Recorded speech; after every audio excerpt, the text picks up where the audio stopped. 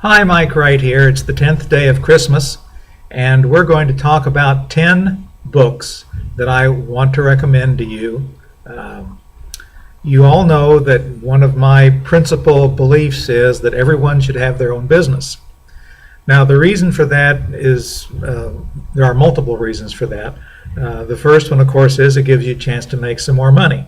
The second one, of course, is that it gives you an opportunity to use your business to help support some of your lifestyle decisions by coupling what you do for business with things that you enjoy doing yourself, and thereby get a tax advantage from it. Believe me, I'm not recommending anything illegal or anything unethical. I'm simply saying that with a little planning, you can enhance the quality of your life by owning a business.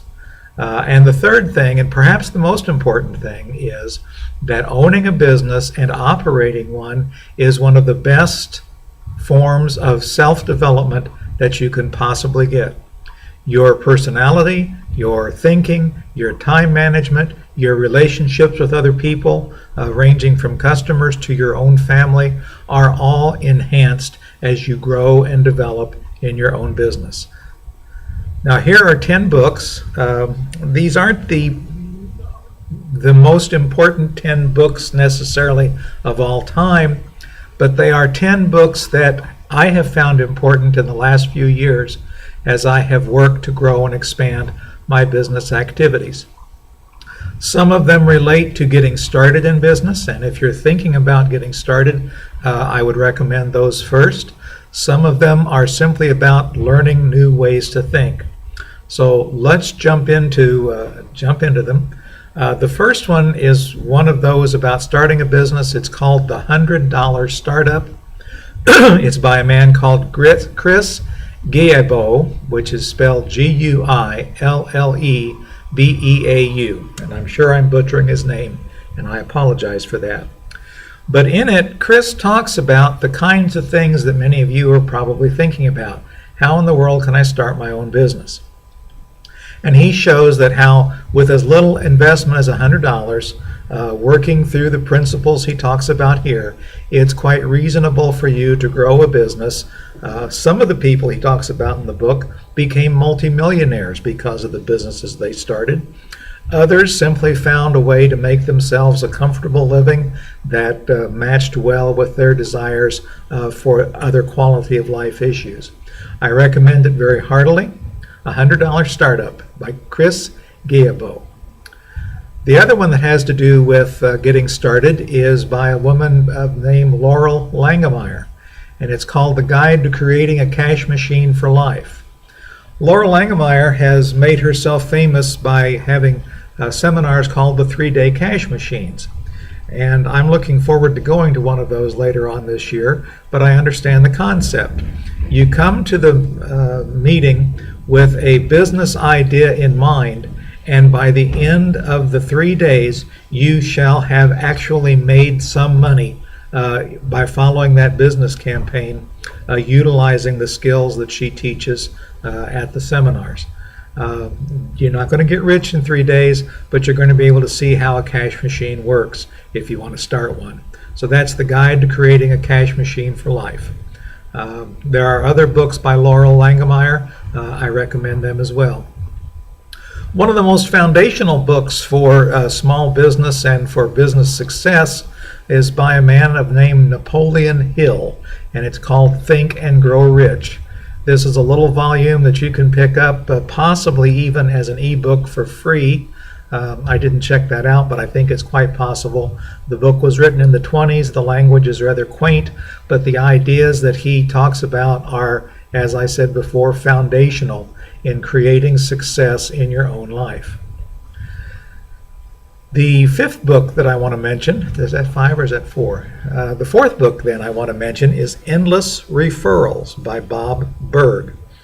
This is a book that helps you understand how network marketing works. And in this case, I'm not talking about multi-level marketing. I'm talking about how networking is the way that you can build any business, whether it's banking, whether it's manufacturing, no matter what it is. It's the networking connections that you have, the people that you know, like, and trust, and the fact that those people know, like, and trust you makes business growth possible. That's Endless Referrals by Bob Berg.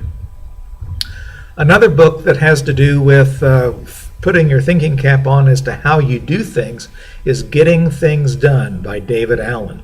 This book is a rather detailed program of how to take a mess of information, stuff that's flowing into you so fast you can't keep up with it, projects you need to do, how to get control of all of those things in your business and personal life and put them in an organized form. It's the how-to book for the mechanics of doing this, and I find it very, very useful. I go back to it frequently because I tend to be, as many of you know, the kind of person for whom shiny objects are very distracting. And so I have to cure myself of that. Another book that I'd like to mention to you is more of a philosophical book, but I found it most enlightening and in keeping with the philosophical and political times that we find ourselves in. It says something about American business. It's called The Gangs of America by an author named Ted Nace, that's N-A-C-E. The Gangs of America is trying to show why corporations are not our salvation, what the inherent difficulties are with corporations, and why there should be more done to rein corporations in. This is not a book about greed or about greedy capitalists. This is a book about how to make capitalism work like it used to on a local and personal level, which is, after all, where everybody actually deals with their own lives. The next book is called Making Them Believe by Dan Kennedy and Chip Kessler. Be a little bit more on Dan Kennedy later, but this particular book is a little bit different than most of Kennedy's writings in that it is dealing with a certain historical topic about a doctor who was well-known, famous, impossibly rich for the time in the first half of the 20th century, and he made his living by doing goat testicle transplants. Obviously the man was a quack. Obviously the program didn't work, but as Kennedy and Kessler's book outlines, by putting the spin on things, by creating a character of himself, by making himself the expert in this, he was able to put aside all of the negatives and to move ahead and make a fabulous living.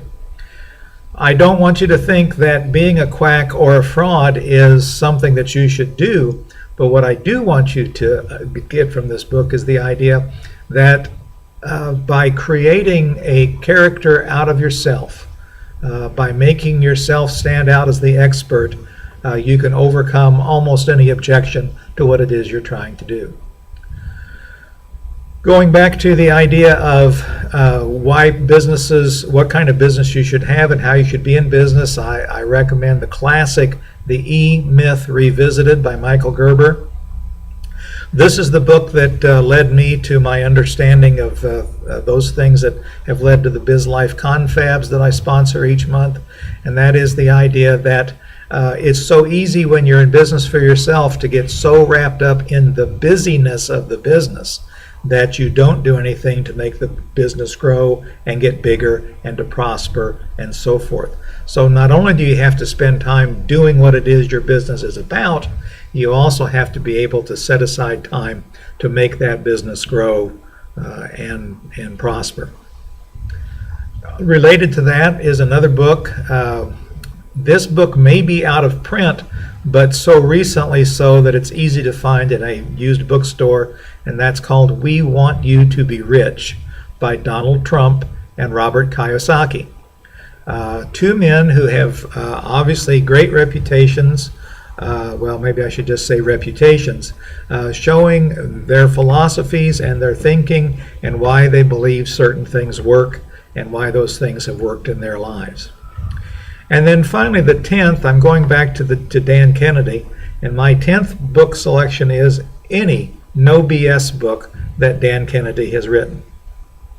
There are dozens of them. There's at least a dozen. I think dozens may be proper as well, because I don't have a complete list. I do want to mention two. If you're just starting out, just thinking about a business, just trying to get your mind wrapped around the idea of being in business for yourself, then I would recommend the book called No BS Business Success. They all start out no BS. No BS Business Success. It is a general book about Dan Kennedy's point of view about being in business for and by yourself. If you're having trouble getting things done, in addition to the David Allen book, I would also recommend Kennedy's No BS Time Management for Entrepreneurs.